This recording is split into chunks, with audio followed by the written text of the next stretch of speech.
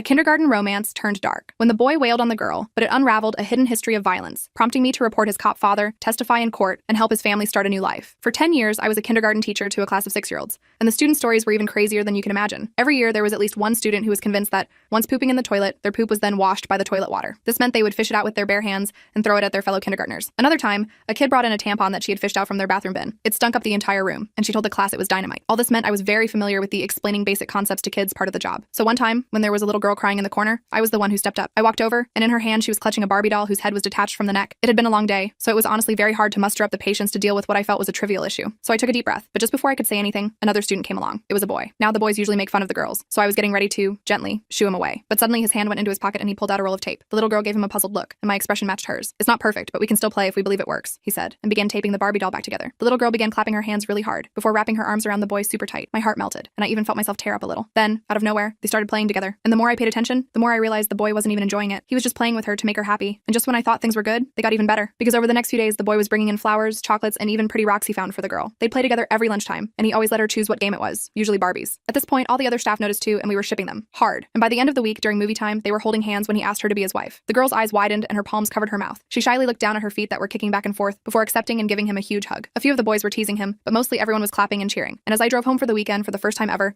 I was actually excited for Monday to come. Those two kids had restored my faith in humanity so much that I baked cookies, a cake, and even croissants for everyone. But during lunchtime, right before I could take them out, my entire body went cold, because as usual, they were playing with Barbies. But when the girl told him she wanted to play something else, his hand curled up into a fist. He drew his arm back, and it landed on her leg, hard enough for me to see and hear it. I immediately ran over, and she was too shocked to even cry. She just hid behind me. I asked him what he was doing, and he responded with, "I only did it because I love her," just like Daddy always says. My heart broke, and I gave him a very thorough explanation of why no one has the right to hit anyone. And when it finally sunk in, he started crying and told the girl how sorry he was, that he never meant to hurt her. I let them go back to playing, but my mind was racing. It was obvious that he had learned this from his parents, and I knew I had to do something. But the deeper I delved into the situation, the more I realized how dark the whole thing really was. I mentally reviewed our school's protocols for reporting suspected abuse, knowing that whatever action I took would have significant consequences for Lucas and his family. I immediately scheduled an appointment with our school counselor, Ms. Rivera. She had years of experience dealing with these situations, and I trusted her judgment implicitly. Her expertise in child psychology and family dynamics would be invaluable in navigating such a delicate situation. While waiting for the end of the school day, I kept an extra close eye on Lucas and Emma. They seemed to have moved past the incident, but I couldn't shake what I'd witnessed. The image of his little fist and those words about his dad kept replaying in my mind, haunting me with their implications. After the kids left, I filled Ms. Rivera in on everything. She listened carefully, taking notes and asking clarifying questions. She had this calm, composed way about her that made me feel like maybe this wasn't going to be as awful as I feared,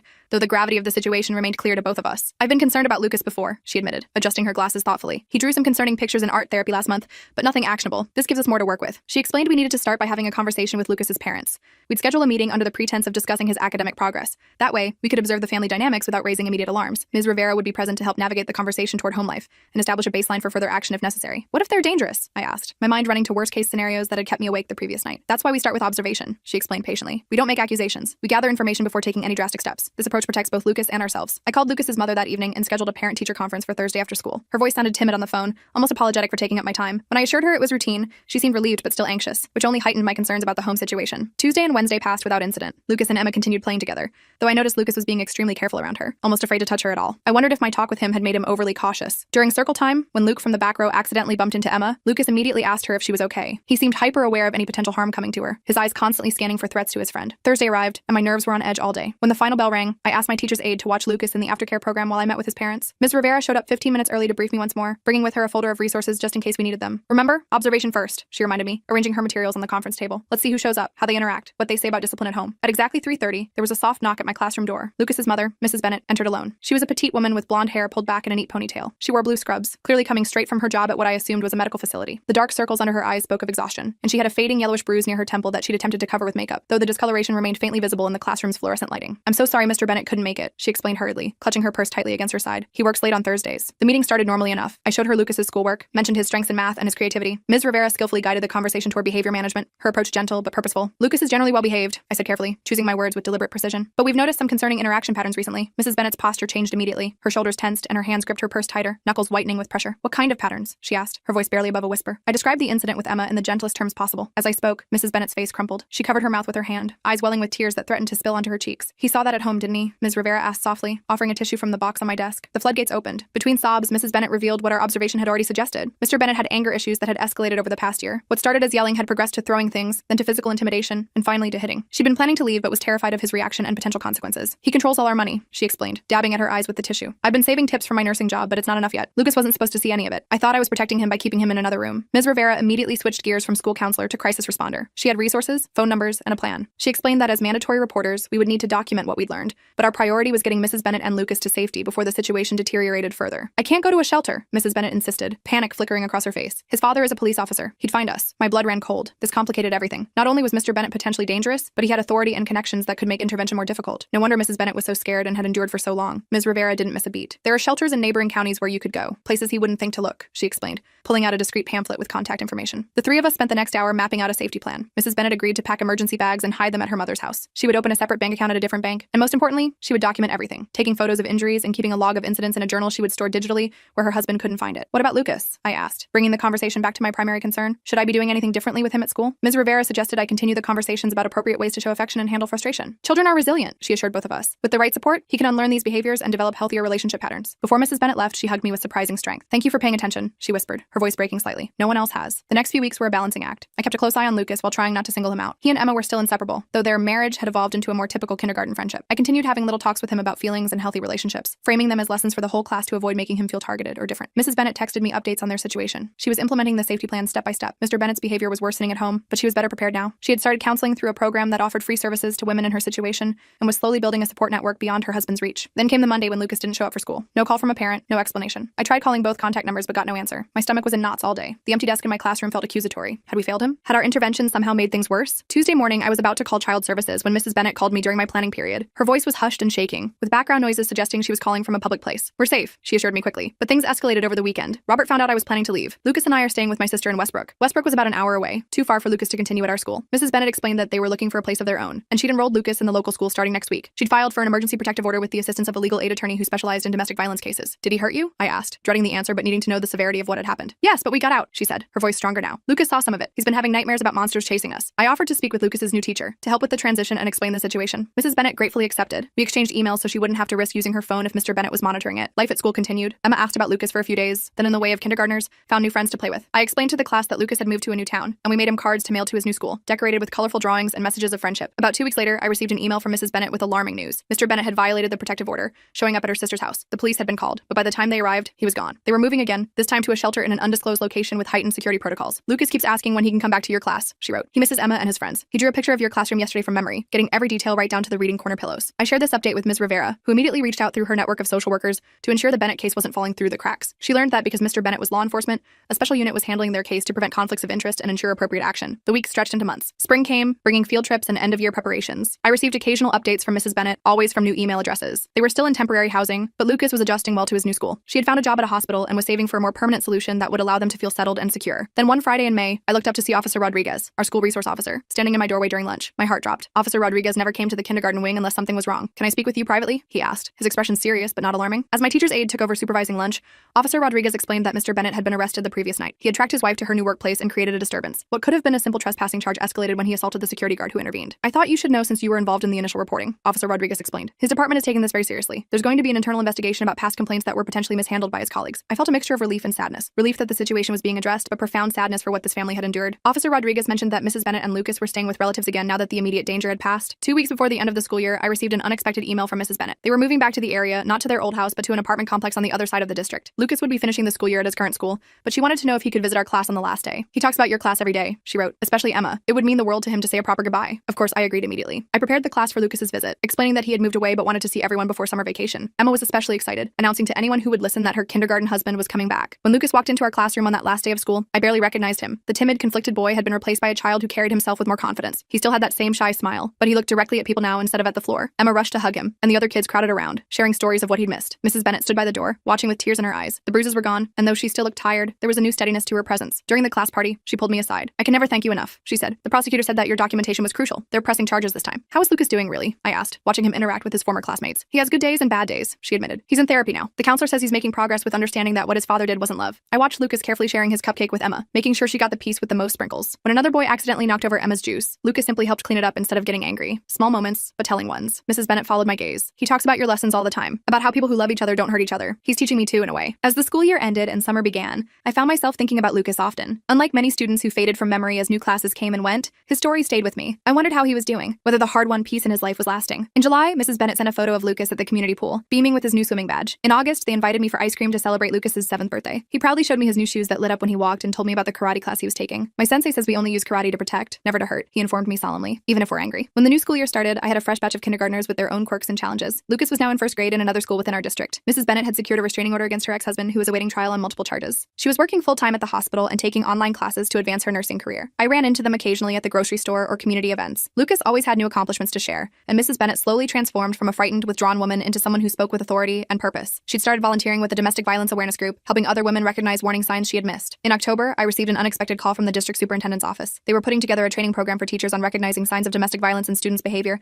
and wanted me to participate based on my experience with the Bennett case. Ms. Rivera had recommended me. We need to do better as a district, the superintendent told me. Too many of these situations go unnoticed until it's too late. I agreed immediately. If sharing what I'd learned could help even one more child like Lucas, it would be worth it. The training was scheduled for our January professional development day, giving me plenty of time to prepare. In the meantime, Lucas continued to visit. One afternoon in November, he stopped by my classroom after school with a handmade card. Inside, in wobbly first grade handwriting, he'd written, "Thank you for teaching me about real love." Mrs. Bennett explained that his therapist had suggested writing thank you notes to people who had made a positive difference in his life as part of his healing process. "He was worried you might have forgotten him with your new students," she said with a smile. As if I could ever forget the boy who taught me more about resilience than I'd learned in 10 years of teaching. When January came, I found myself standing before a room of 50 educators, sharing Lucas's story, with names and identifying details changed, of course. I explained the warning signs I'd noticed, the resources that had helped, and the collaborative approach that had ultimately made a difference. The most important thing, I told them, is that we're sometimes the only safe adults in these children's lives. What seems like a behavior problem might actually be a cry for help. After the training, several teachers approached me with concerns about students in their own classes.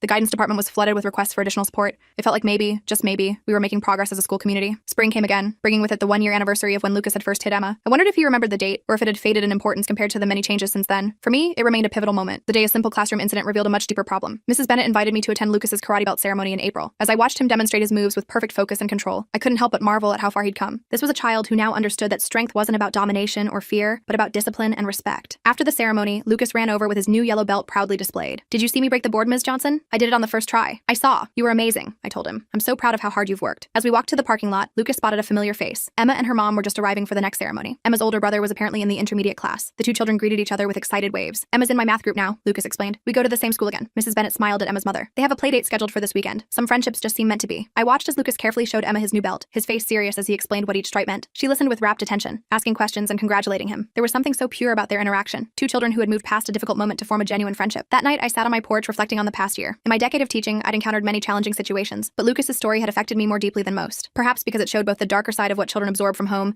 and the incredible capacity they have to change when given better models to follow. The district attorney had called last week to inform Mrs. Bennett that her ex-husband had accepted a plea deal. He would serve time and be required to complete extensive anger management and parenting classes before having any unsupervised contact with Lucas. It wasn't a perfect solution, but it offered some closure and protection. Mrs. Bennett had asked me if I would consider being a character witness for the upcoming custody hearing. Without hesitation, I agreed. I would tell the judge about the boy I'd watched transform from someone who thought love and hurt were intertwined to a child who understood what healthy relationships actually looked like. In teaching, we often talk about making a difference in children's lives, but Lucas had made just as much of a difference in mine. He'd reminded me why I became a teacher in the first place. Not just to teach ABCs and 1, 2, 3s, but to help shape kind, emotionally intelligent human beings. And sometimes, like Lucas had shown me, the lessons most worth learning weren't found in any curriculum. As the next school year progressed, things started falling into a rhythm. I checked in with Mrs. Bennett regularly, usually through quick text messages or the occasional coffee when our schedules lined up. The custody hearing stretched on longer than anyone expected. Mr. Bennett had hired some hotshot lawyer who kept finding ways to delay proceedings and poke holes in the case against him. "It's exhausting," Mrs. Bennett confided during one of our coffee meetups. "Every time I think we're making progress, they find another reason to postpone. Lucas keeps asking when it will be over." I've been working closely with Lucas's current teacher, Ms. Chen, to make sure he had consistent support at school. She was fantastic, one of those teachers who just instinctively gets kids and their needs. Lucas was thriving academically in her class, though he still had occasional emotional outbursts when stressed. Yesterday, he threw his math workbook across the room, Ms. Chen told me during our monthly check-in. But then he immediately apologized and asked if he could take a 5-minute break in the calm corner. That's huge progress from where he started. The calm corner was something we'd implemented in all the elementary classrooms after my presentation, a small space with sensory tools and emotional regulation charts. It gave kids somewhere to go when feelings got too big, without the shame of being sent to the principal's office. In February, I got a frantic call from Mrs. Bennett late one evening. My heart dropped when I saw her name on my caller ID. "He showed up at Lucas's basketball practice," she said, her voice shaking. "Robert just walked in like nothing was wrong. The coach didn't know about the restraining order." My grip tightened on the phone. "Is Lucas okay? Are you safe?" "We're at my sister's again," she replied. "Lucas is pretty shaken up." Robert tried to hug him, and Lucas just froze. He wouldn't talk the entire car ride here. I offered to come over, but Mrs. Bennett thought it might confuse Lucas more to see his teacher outside of school. Instead, I suggested some strategies she could try to help him process what happened. The next day, I touched base with his therapist, with Mrs. Bennett's permission, to make sure everyone was on the same page with supporting him. Lucas missed 3 days of school that week. When he returned,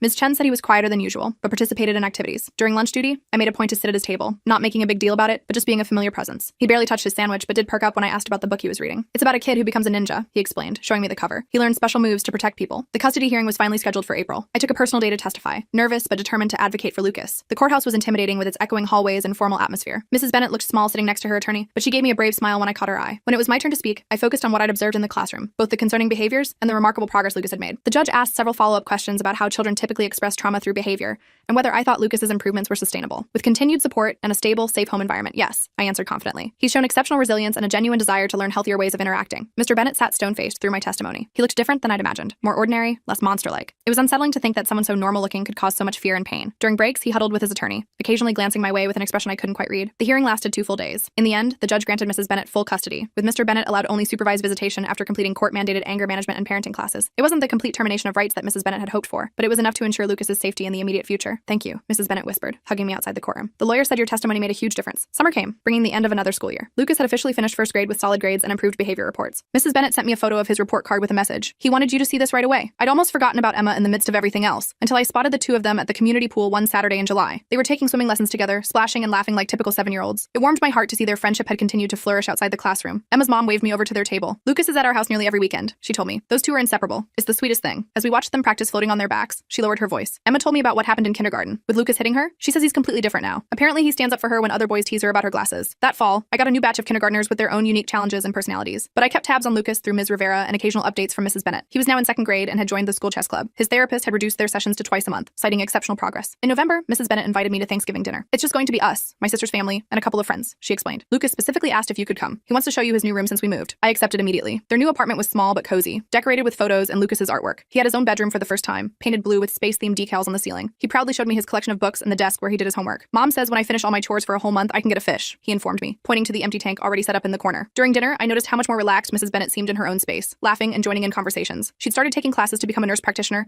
and was dating a kind-eyed music teacher she'd met through a support group for single parents. Lucas sat between Emma, who had also been invited, and me at the table, chattering about his chess tournament and occasionally slipping vegetables he didn't want onto Emma's plate when he thought no one was looking. Emma rolled her eyes but ate them anyway, their silent communication speaking volumes about their friendship. After dinner, while the adults were cleaning up, I found Lucas and Emma building a fort in the living room with blankets and chair cushions. Ms. Johnson, you can be the castle guard, Lucas offered, handing me a paper towel roll wrapped in aluminum foil. Emma's the queen and I'm the knight who protects everyone. I accepted my role with appropriate seriousness, impressed by how naturally they included me in their game. As we played, I noticed Lucas's careful attention to Emma's ideas and how he checked in frequently with, "Is this okay?" or "Do you like this part?" Small but significant indicators of healthy relationship skills developing. Just before Christmas, tragedy struck. Mrs. Bennett called me in tears. Her sister had been in a serious car accident and wasn't expected to survive. She needed to travel immediately to the hospital in another state, but didn't want to pull Lucas out of school right before the holiday concert he'd been practicing for. Would it be completely inappropriate to ask if he could stay with you for 2 days? She asked hesitantly. He's been talking about his solo in the concert for weeks. My new boyfriend offered, but Lucas barely knows him, and you're one of the few adults he really trusts. I didn't even hesitate. Of course he can stay with me. I'd be happy to have him. Those 2 days with Lucas gave me an even deeper appreciation for his resilience. He was understandably worried about his aunt, but found comfort in sticking to routines. We baked cookies, walked my dog, and practiced his concert piece, a recorder solo of Jingle Bells that was simultaneously adorable and slightly painful to the ears. The concert went perfectly. Lucas remembered every note and beamed with pride when the audience applauded. I recorded it to show Mrs. Bennett when she returned. That night, as I tucked him into my spare bed, he asked a question that caught me off guard. "Ms. Johnson, do you think my dad will ever get better? Like how I got better at not hitting when I'm mad?" I sat on the edge of the bed, choosing my words carefully. "I think people can change if they really want to and work hard at it, just like you did. But it takes time and a lot of practice." He nodded thoughtfully. "I'm still practicing. Sometimes I still want to hit things when I'm really, really mad, but I use my words instead. That's what makes me so proud of you," I told him honestly. "Not that you never feel angry, but that you're learning better ways to handle it." Mrs. Bennett returned the next day, exhausted but relieved. Her sister had stabilized and was expected to recover. Lucas ran into her arms the moment she arrived at my door, and the look of pure love between them was something I'll never forget. As winter turned to spring, Lucas continued to thrive. Mr. Bennett had completed his court-ordered programs and was now having supervised visits twice a month. According to Mrs. Bennett, these were going as well as could be expected. Awkward, but without incident. Lucas is always quiet afterward, she shared during one of our check-ins. His therapist says that's normal and we should just follow his lead on how much he wants to talk about it. In April, my phone rang late one evening. It was Mrs. Bennett, but unlike previous late calls, she sounded excited rather than distressed. "I got the job," she exclaimed. "The one at Children's Hospital with regular hours and much better pay. We're going to be able to move into a small house with a yard." I congratulated her enthusiastically, knowing how hard she'd worked for this opportunity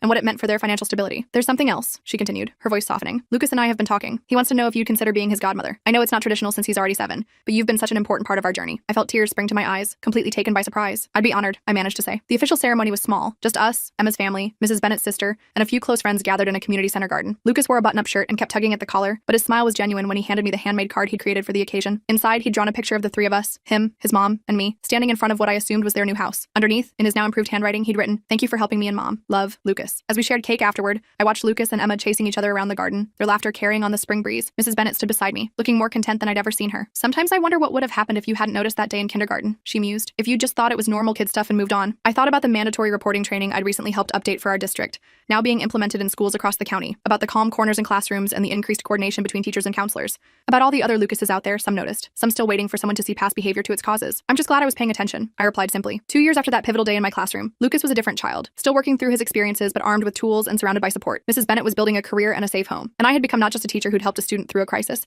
but a permanent part of their family's story. As the garden party wound down, Lucas ran up with Emma trailing behind him. "Can we have a sleepover next weekend?" he asked his mom. "Emma's never seen our new house." Mrs. Bennett smiled at Emma's mother, who nodded approval. "Sure, buddy, we'll get get the guest room ready. I don't need the guest room, Emma declared. I'm bringing my sleeping bag for the living room. Lucas says we can build a blanket fort like last time. I couldn't help but smile. From broken Barbie dolls to blanket forts, these two had come full circle, as had we all.